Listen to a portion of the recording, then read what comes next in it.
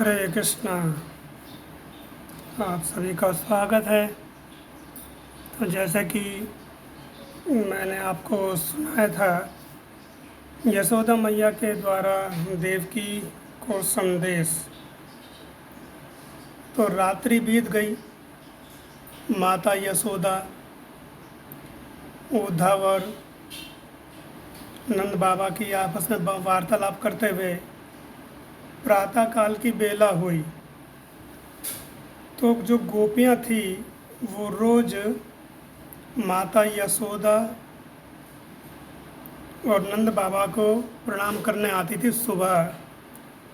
तो गोपियाँ प्रातःकाल उठी और जब उन्होंने नंद बाबा के द्वार पर एक रथ को खड़ा देखा तो देखा कि ये मन में सोचा उन्होंने कि रथ पर कौन आया है, कहीं हमारे श्याम सखा तो नहीं आए। तो दूर से देख रही हैं रथ पे सारथी बैठा हुआ है और नंद बाबा के द्वार से एक श्याम वर्ण का युवक निकला।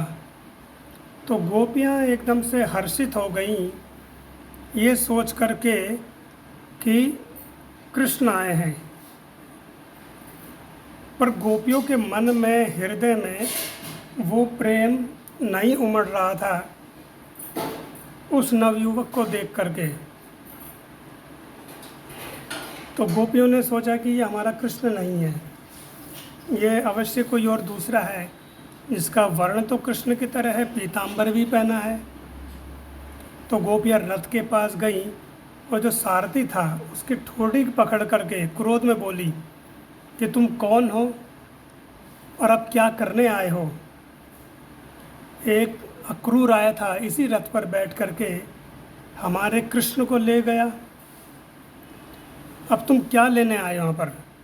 अब जो सारथी है वो घबरा गया एकदम से, उसको समझ नहीं आया कि मैंने ऐसा क्या किया। तो फिर गोपियों ने देखा उस नवयुवक को, वह नवयुवक पास में आया। तो उन्होंने कहा कि हे गोपियों, मैं कृष्ण का सखा हूँ और मेरा नाम उद्धव है। मैं कुछ संदेश लेकर के आया हूँ कृष्ण का। तो गोपियों ने कही कि यहाँ नंद बाबा के समीप तो हम ये संदेश नहीं सुन सकती हैं, तो अब यमुना के तीर आना। और गोपियाँ, किशोरी जूँ सब यमुना के तीर चली गईं। वहाँ पर उद्धव जी आए तो गोपियों ने पूछी कि बैठो भैया, आपका क्या सत्कार करें और कहाँ संदेश लेकर के आए हो हमारे सखा का।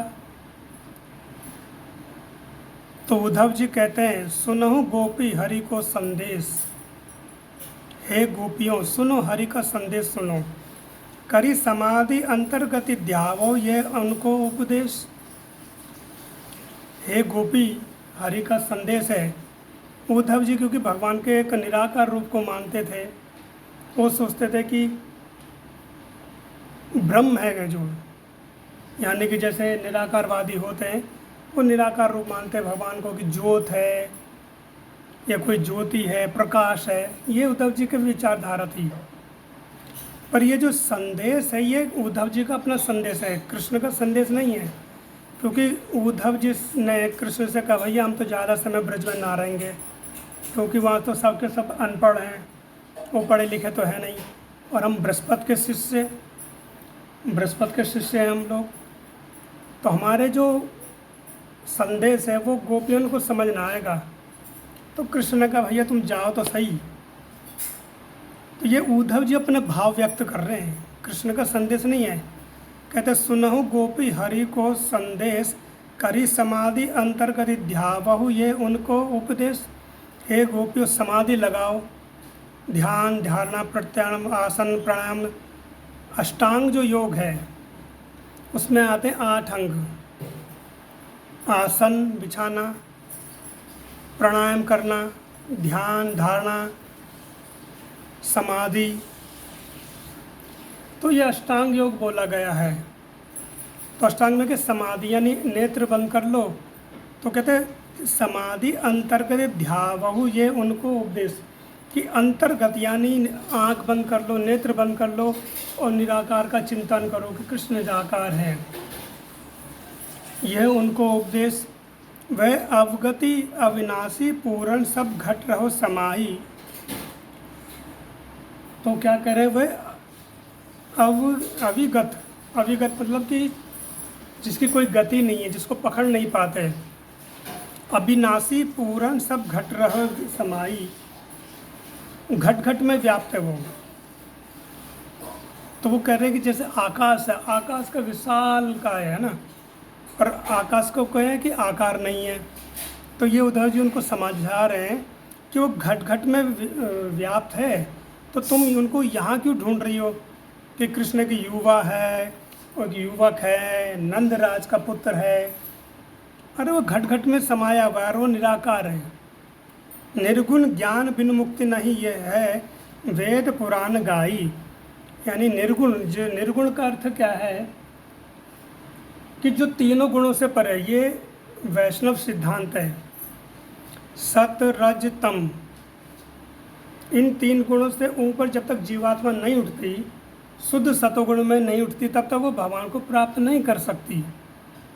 और भगवान इन तीनों गुणों से ऊपर है। भगवान को न सतोगुण स्पर्श करता है, न रजोगुण, न तमोगुण।